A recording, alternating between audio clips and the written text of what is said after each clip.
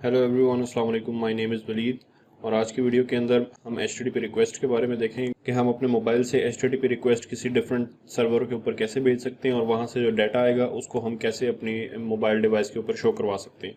तो सबसे पहले आप लोग ये देख लेंगे, मेरे पास ये इनबॉक्स का पेज है कि मेरे पास ये फोल्डर का पेज खुला हुआ है जो कि जिस लास्ट टाइमिंग मैंने जिसकी की थी। तो मैं सबसे पहले जाके अपना एक नया पेज क्रिएट करता हूँ। मेरे पास अभी दो पेजेस हैं और अब मैं इसकी जगह एक और अपना पेज क्रिएट कर लेता हूँ जिसका मैं नाम रखता हूँ प्रोफाइल। तो इस कमांड प्रॉम्प्ट के अंदर आप देखें कि सर्वर रन हो रहा है पहले ही, तो हम यहाँ पे एक और कमांड प्रॉम्प्ट खोल लेते हैं और यहाँ पे मैं लिखता हूँ आइनिक जनरेट पेज प्रोफाइल। इस पेज का नाम मैं प्रोफाइल रख देता हूँ और ये हमारा पेज क्रिएट हो जाएगा। यहाँ सुब्लाइम टेक्स्ट के अंदर आए, ये हमारा पेज जनरेट हो गया। पेज जनरेट होने के बाद हम यहाँ देखते हैं कि हमारे पास पेज अपेयर हो गया है। Profile, HTML, CSS and TS, तीन फाइल्स मैं खोल लेता हूँ। और अब यहाँ पे जो आइनिक लैब हमारे पास रन हो रही है, यहाँ पे देखें इनबॉक्स का पेज, ये जो फोल्डर का पेज था ये ओपन हुआ है। तो बाय डिफ़ॉल्ट मैं क्या चाह रहा हूँ कि मेरा प्रोफाइल का पेज ओपन हो। तो यहाँ पे आप को मैंने बताया था पहले, ऐप राउटिंग मॉड्यूल की जो फाइल है इसको ओपन कर लें। जो ये वाला पाथ है कि जब यहाँ कुछ नहीं लिखा होगा, जब हमारा पाथ खाली होगा, यानी बाय डिफ़ॉल्ट जो चीज़ रन होगी वो ये वाला पाथ है। तो ये पाथ रन होने की बजाय मैं इस पाथ को चाहता हूँ कि ये रन हो। तो इस प्रोफाइल को मैं यहाँ पे पेस्ट कर देता हूँ। तो अब सेव करें इसको, तो बाय डिफ़ॉल्ट आपके पास प्रोफाइल वाला पेज जो है हमेशा ओपन होगा। इसको आके मैं सेव करता हूँ। फिलहाल यहाँ पे कुछ नहीं लिखा, लेकिन ये हमारा प्रोफाइल का पेज यहाँ पे ओपन हो गया। अब हमने जो HTTP रिक्वेस्ट भेजनी है वो किसी प्लगइन के थ्रू भेजनी है जो कि हमारा HTTP प्लगइन कहलाता है। तो सबसे पहले मैं आइनिक डॉक्स खोल लेता हूँ। आइनिक डॉक्स के अंदर जाके आप लोग देखें, यहाँ पे हमारे पास होगा, यहाँ पे हमारे पास है ये टॉप मेन्यू के अंदर guide, component, CLI and native. Native के अंदर चले जाएं तो ये सारे प्लगइन्स हैं हमारे पास। इन प्लगइन्स को हम यूज़ करते हुए डिफरेंट ऑपरेशन परफॉर्म कर सकते हैं, जैसे कैमरा से तस्वीरें खींचना या गैलरी से तस्वीरें पिक करना या फिर एड्स लगाना अपनी ऐप के अंदर। इसी तरह बाकी बहुत सारे यहाँ पे प्लगइन्स हैं और इनको हम यूज़ कर सकते हैं जो कि हमारे लिए फ्री हैं। तो यहाँ पे मैं सबसे पहले सर्च करता हूँ HTTP प्लगइन। तो यहाँ पे आप देखें ये HTTP प्लगइन आ गया, इसको मैं क्लिक कर लेता हूँ। अब इस HTTP प्लगइन को यूज़ हमने कैसे करना है, यहाँ पे सिंपल आप यहाँ पे सेलेक्ट करें कोर्डोवा, क्योंकि हम कोर्डोवा में काम कर रहे हैं। कैपेसिटर के बारे में हम बाद में अगली वीडियोज़ के अंदर बात करेंगे। तो यहाँ पे आप कोर्डोवा सेलेक्ट कर लें और इन दो कमांड्स को रन कर रहे हैं ताकि आपके पास ये वाला प्लगइन आपके प्रोजेक्ट के अंदर इंस्टॉल हो जाए। इसको मैंने कॉपी कर लिया है और यहाँ पे आके अगर हम देखें तो इसको मैं यहाँ पेस्ट कर देता हूँ और एंटर प्रेस कर दें। ये यहाँ पे इंस्टॉल हो जाएगा। उसके बाद हमने ये वाली कमांड चलानी है npm की, और यहाँ पे नीचे आ जाएं, इसका यूजेज देख लेते हैं। यूजेज कैसी है इसका कि हमने सबसे पहले इसको इस फाइल को सबसे पहले हमने इसको इंपोर्ट करना है। यहाँ से HTTP को इंपोर्ट कर रहे हैं आइनिक नेटिव के अंदर से, तो इसको पहले कॉपी कर लें। अब ये जो आपने इंपोर्ट करना है, सबसे पहले आपने जो भी प्लगइन यूज़ करने लगे हैं उसको app module dot T S की फाइल में जाके पेस्ट करना है सबसे पहले। तो ऐप मॉड्यूल TS के अंदर है और यहाँ पे आप अब यहाँ स्पेसिफाई कर दें कि ये आइनिक नेटिव से हम HTTP प्लगइन को यूज़ करने लगे हैं। और यहाँ पे आपने इस HTTP के नाम को इन प्रोवाइडर्स की लिस्ट के अंदर भी ऐड कर देना है। तो इस प्रोवाइडर्स की लिस्ट के अंदर आप यहाँ पे इसको ऐड कर दें और कोमा लगा दें और फिर यहाँ पे इसको सेव कर लें। उसके बाद यही जो आपके पास है पूरी, इसको उधर भी इंक्लूड करना है आपने जिस फाइल के अंदर इसको आप यूज़ करने लगे हैं। फॉर एग्जांपल कि मैं प्रोफाइल के पेज के अंदर डाटा जो है वो गेट करूँगा HTTP रिक्वेस्ट के थ्रू, तो एक मैं यहाँ इसको पेस्ट कर देता हूँ।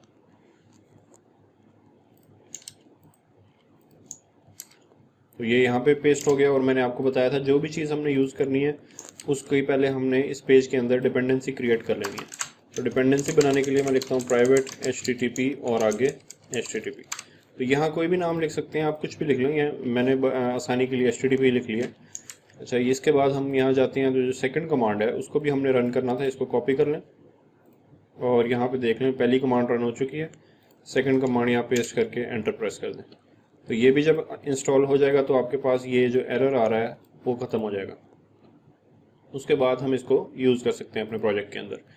लेकिन यहाँ पे आप लोग देखें कि ये जो हमारे पास सारे प्लगइन्स हैं ये नेटिव के अंदर एग्जिस्ट करते हैं। तो ये जो नेटिव फंक्शनैलिटी जो भी है हमारी, वो हमारे मोबाइल के ऊपर चलेगी, उसको आइनिक लैब के ऊपर हम रन नहीं कर सकते।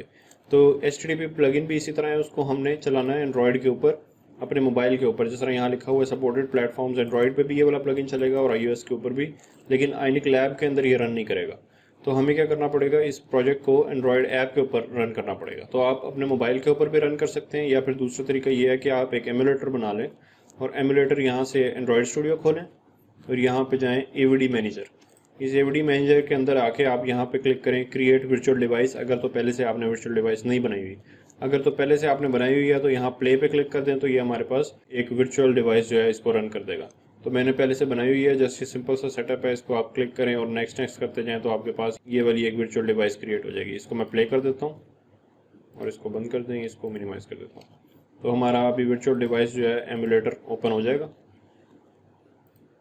तो ये देख सकते हैं आप, हमारे पास एमुलेटर रन हो चुका है। इसको मैं यहाँ साइड पे एडजस्ट कर लेता हूँ। अब क्या करेंगे, यहाँ जाएंगे, आप लोग देखें हमारे पास ये दोनों कमांड जो हैं वो इंस्टॉल हो चुकी हैं। तो अब हमारे पास यहाँ से एरर भी रिमूव हो चुका है, जो नीचे रेड लाइन आ रही थी वो ख़त्म हो गई है। ऐप मॉड्यूल के अंदर भी नीचे रेड लाइन आ रही थी वो भी ख़त्म हो गई। इसका मतलब हमारा जो आयनिक नेटिव के अंदर से HTTP प्लगइन है वो कम्प्लीटली हमारे इस प्रोजेक्ट के अंदर इंस्टॉल हो चुका है। अब ऐप मॉड्यूल को बंद कर दें और उसके बाद यहाँ TS के अंदर आके हम अपना एक फंक्शन कॉल करते हैं, जिसके अंदर हम रिक्वेस्ट भेजेंगे किसी सर्वर के ऊपर, तो वो हमें रिस्पॉन्स में कोई वैल्यूज़ देगा। सबसे पहले मैं यहाँ एक बटन बना लेता हूँ। लेट से मैंने बटन बना लिया यहाँ पे फेच रिस्पॉन्स के नाम से, और इसको क्लिक करने से फंक्शन एक रन कर देता हूँ जिसका नाम मैं रख देता हूँ गेट रिस्पॉन्स फ्रॉम सर्वर, और इसको यहाँ पे डिफाइन कर दें। और इसके अंदर अब हमने HTTP रिक्वेस्ट भेजनी है अपने HTTP प्लगइन को यूज़ करते हुए। तो ये वाला कीवर्ड है जिसको हमने यूज़ करना है, this.http. यहाँ पे देखें सारे मेथड्स आ गए हैं। तो हमने क्या करना है, यहाँ गेट मेथड यूज़ कर सकते हैं या फिर पोस्ट मेथड यूज़ कर सकते हैं। तो अभी हम देख लेते हैं कौन सा। फॉर एग्जांपल मैं गेट मेथड यूज़ करता हूँ, और इसकी आप यहाँ पे आ जाएं डॉक्यूमेंटेशन में। यहाँ पे देखें this.http.get, और उसके बाद आपने यहाँ पे 3 पैरामीटर्स लिखने हैं। अब यहाँ पे पहला पैरामीटर होगा हमारे पास एंड पॉइंट इसको कहते हैं, जिसके ऊपर हम रिक्वेस्ट भेज रहे हैं। सेकंड पैरामीटर हमारे पास ये अरे ऑफ ऑब्जेक्ट्स एम्प्टी है, थर्ड भी एम्प्टी। थर्ड पैरामीटर में हम हेडर्स पास करते हैं, सेकंड के अंदर अपनी कोई वैल्यूज़ पास करते हैं जो कि हम भेजना चाह रहे हैं अपनी रिक्वेस्ट के साथ, और फर्स्ट पैरामीटर जो है वो असल में उस सर्वर का एड्रेस है जिस पे हम रिक्वेस्ट भेज रहे हैं। तो यहाँ पे मैं आके एक रैंडम यूज़र डाटा के लिए एक वेबसाइट खोल लेता हूँ जिसका नाम है randomuser.me। तो ये हम एक फेक नेम जनरेट करता है, जब भी जितनी भी दफ़ा हम इस पर रिक्वेस्ट भेजें एक नया यूज़र क्रिएट करता है। तो यहाँ से आप लोग देखें इसको यूज़ कैसे करना है। ये इसका URL है, इस URL के ऊपर अगर मैं रिक्वेस्ट भेजूंगा तो मेरे पास रिस्पॉन्स आएगा, एक नया यूज़र आएगा, कोई भी एक रैंडम यूज़र जो कि कंप्यूटर जनरेटेड, तस्वीर भी उसकी होगी कंप्यूटर जनरेटेड और उसका नाम भी होगा। तो मैं यहाँ पे आके क्या करता हूँ, इसके अंदर अपने फर्स्ट पैरामीटर के अंदर इस पाथ को पेस्ट कर देता हूँ। तो मेरी जो रिक्वेस्ट है वो किस पे जानी है, इस पाथ पे जानी है। तो ये मैंने यहाँ पे लिख दिया है। उसके बाद सेकंड पैरामीटर एम्प्टी रहने देता हूँ क्योंकि कोई पैरामीटर मैं भेजना नहीं चाहता, थर्ड भी एम्प्टी रहने देते हैं। जैसे ये सक्सेसफुली एग्जीक्यूट होगा ये वाला गेट फंक्शन, तो हमारे पास रिजल्ट आएगा, और रिजल्ट को हम कैच करते हैं देन के अंदर। यहाँ पे आप देखें यहाँ लिखा हुआ है ये एक प्रॉमिस है। प्रॉमिसेस और एसिंक अवेट फंक्शंस के बारे में बात करूँगा नेक्स्ट वीडियो के अंदर। तो ये जो प्रॉमिस होता है ये हमें इन रिटर्न कोई चीज़ प्रोवाइड करता है, और उसको हम कैच किस तरह करते हैं देन फंक्शन के अंदर। तो यहाँ पे कॉल बैक फंक्शन लिख लेता हूँ मैं रिस्पॉन्स। अगर टाइप स्क्रिप्ट के बारे में आप थोड़ा सा पता हो तो आपको कॉल बैक फंक्शंस का पता होगा कि कॉल बैक फंक्शन है, यानी जो हमारे पास यहाँ इस पूरी चीज़ का जो रिस्पॉन्स आया है उसको हम रिस्पॉन्स वेरिएबल में कैच कर रहे हैं और देन के अंदर लिख रहा हूँ मैं इसको। ठीक है, तो ये जब परफॉर्म हो जाएगा उसके बाद फिर हमें रिस्पॉन्स जो आएगा, यहाँ पे कोई भी वेरिएबल लिख लेते हैं आप, RES लिख लें या कुछ भी लिख सकते हैं। तो मैं यहाँ पे सबसे पहले क्या कर रहा हूँ, कंसोल करवा देता हूँ उस वाले डाटा को जो कि हमारे पास API पे रिक्वेस्ट भेजने से आया। तो यहाँ मैं लिखता हूँ डाटा रिसीव्ड, और इस रिस्पॉन्स वाले वेरिएबल को यहाँ प्रिंट कर देते हैं। इसको सेव कर दें, और इसको रन करने से पहले हम आयनिक लैब जो है, आयनिक लैब को मैं बंद कर देता हूँ क्योंकि आयनिक लैब के ऊपर ये नहीं चलेगा। हमें किस पे चलाना पड़ेगा इसको, अपने एंड्रॉयड, अपने एक वर्चुअल डिवाइस के ऊपर या फिर एमुलेटर के ऊपर रन करना पड़ेगा, या फिर अपने रियल मोबाइल पे कर लें। तो मैं इसको एमुलेटर पे रन कर रहा हूँ।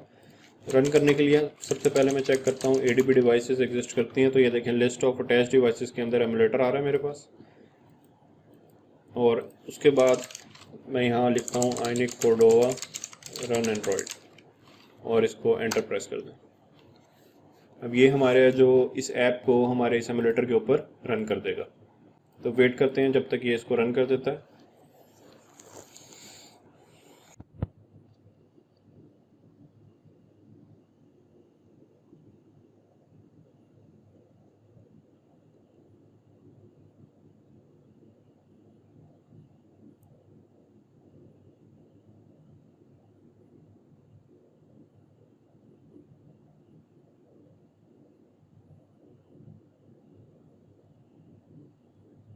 ये आप लोग देख सकते हैं कि ऐप रन हो गई है हमारे एंड्रॉयड एमुलेटर के ऊपर, और ये हमारी ऐप यहाँ पे पड़ी है लर्न विद वलीद के नाम से। इसको ओपन कर लें।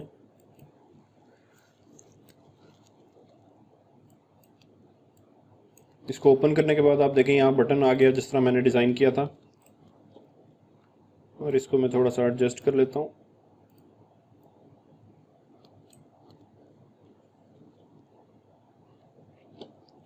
अब इसके बाद हम जब इस पर क्लिक करेंगे तो हमारे पास रिक्वेस्ट जाएगी। तो सबसे पहले मैं इसको कमेंट कर देता हूँ।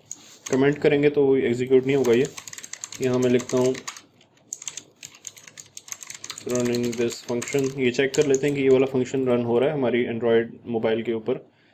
इसको दोबारा बिल्ड करना पड़ेगा। जैसे ही हम चेंजेस करेंगे तो हमें दोबारा से बिल्ड करना पड़ेगा, या फिर आप यहाँ पे एक और कमांड भी चला सकते हैं, ionic cordova run android -l है लाइव रीलोड के लिए। तो जैसे ही हम यहाँ कोई चेंज करेंगे तो हमारी मोबाइल डिवाइस के ऊपर भी चेंजेस अपेयर हो जाएंगे।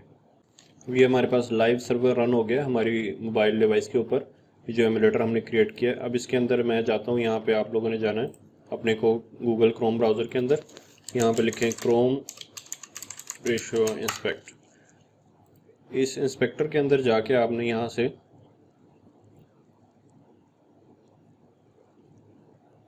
यहाँ पे आपके पास आ रहा होगा कि ये कौन सी डिवाइस है जो कनेक्ट है, और यहाँ पे देखें बंडल आईडी लिखा हुआ है com.practice.practice, और इसको इंस्पेक्ट पे क्लिक कर दें।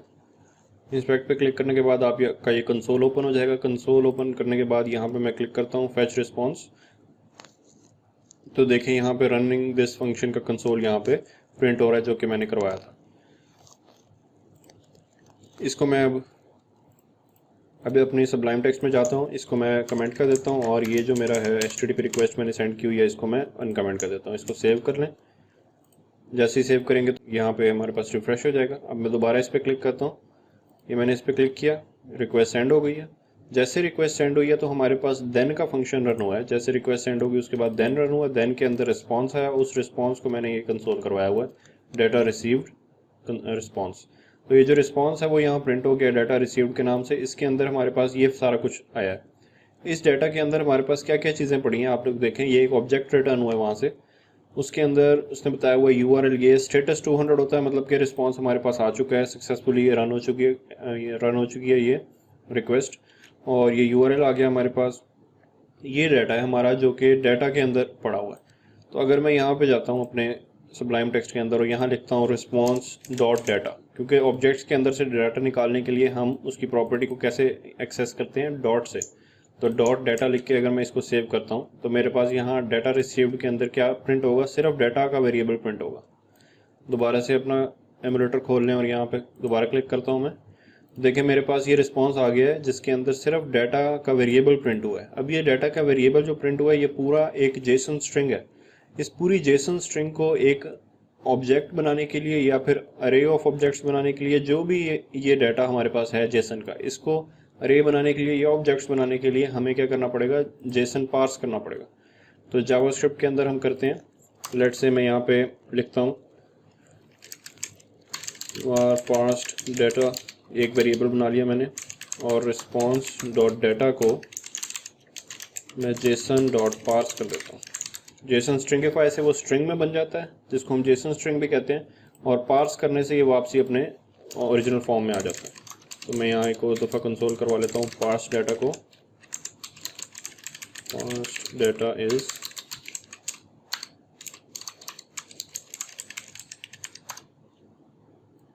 इसको सेव कर लेता हूँ और यहाँ एमुलेटर खोल लें और अपना कंसोल ओपन कर लें। इस पर जब मैं क्लिक करूँगा फैच करने के बाद देखें यहाँ पे हमारे पास ये रिस्पांस आ गया। ये पहले वो रिस्पांस आया है जो कि पास नहीं है, ये एक जेसन स्ट्रिंग है, और ये हमने पास डाटा हमारे पास आया है जो कि एक हमारे पास ऑब्जेक्ट बन गया। इस ऑब्जेक्ट के अंदर रिजल्ट्स का ऑब्जेक्ट है और उसके अंदर एक अरे है, और इसकी ज़ीरो लोकेशन के ऊपर ये एक अरे है, असल में रिजल्ट जो है ये एक अरे है। अरे के अंदर ज़ीरो लोकेशन के ऊपर हमारे पास ये पूरी वैल्यू पड़ी है जिसके अंदर एक रैंडम यूज़र की सारी वैल्यूज़ हैं। ये सारा कुछ इसका हमें रिस्पॉन्स यहाँ से मिला है। इसको हम अपने मोबाइल स्क्रीन के ऊपर लेके आते हैं कि इन सब डाटा को हमने यहाँ से निकालना कैसे है और कैसे हमने इसको प्रिंट करना है। तो यहाँ पे हमारे पास एक्चुअल रिजल्ट क्या है कि ये जो रिजल्ट्स की अरे है ये हमारा असल डाटा है और इसकी ज़ीरो लोकेशन वाला डाटा। तो मैं यहाँ पे जाता हूँ और एक वेरिएबल बना लेता हूँ, या यहाँ पे मैं एक अरे बना लेता हूँ, एक दिस डॉट यूज़र अरे। और यूज़र अरे के अंदर अब यूज़र अरे यहाँ पे डिफाइन भी करनी है ऊपर।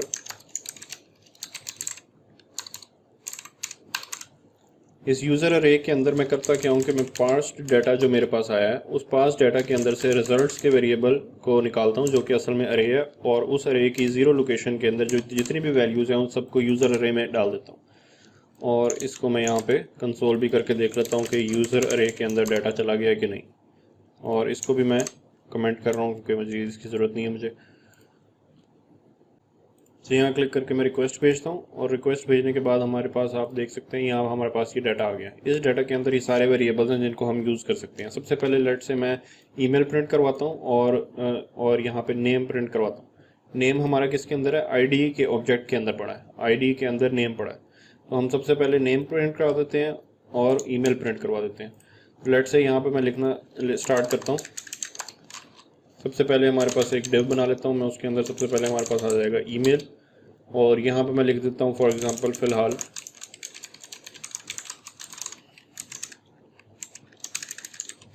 एक ये और ईमेल हो गई और एक यहाँ पे मैं नेम लिख देता हूँ। उसके बाद यहाँ पे मैं फ़ोन नंबर शो करवा देता हूँ।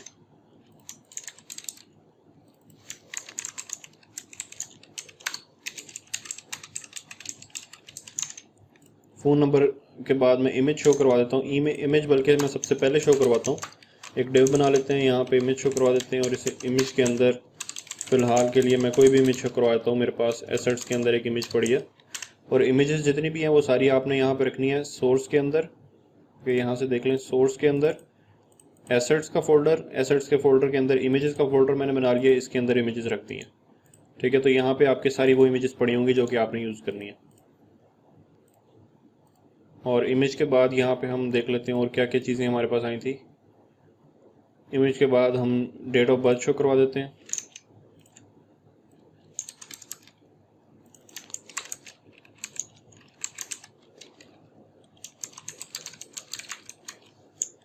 इसको सेव कर लें और ये हमारे पास एमुलेटर के ऊपर इस तरह का एक डिस्प्ले यहाँ पे बन जाएगा जिसके अंदर हमने इमेज भी शो करवाई है और बाकी नाम भी शो करवा दिए। इसको मैं थोड़ी सी स्टाइलिंग इसकी कर लेता हूँ। इनकी स्टाइलिंग करने के लिए यहाँ पे मेरे पास फॉर एग्जांपल ये जो सारे डिव हैं इन सब डिव को मैं एक डिव के अंदर एनक्लोज करता हूँ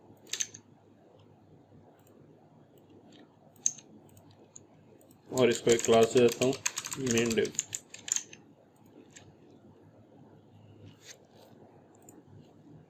अब इसको स्टाइल कर लेते हैं हम यहाँ अपने मेन डिव को।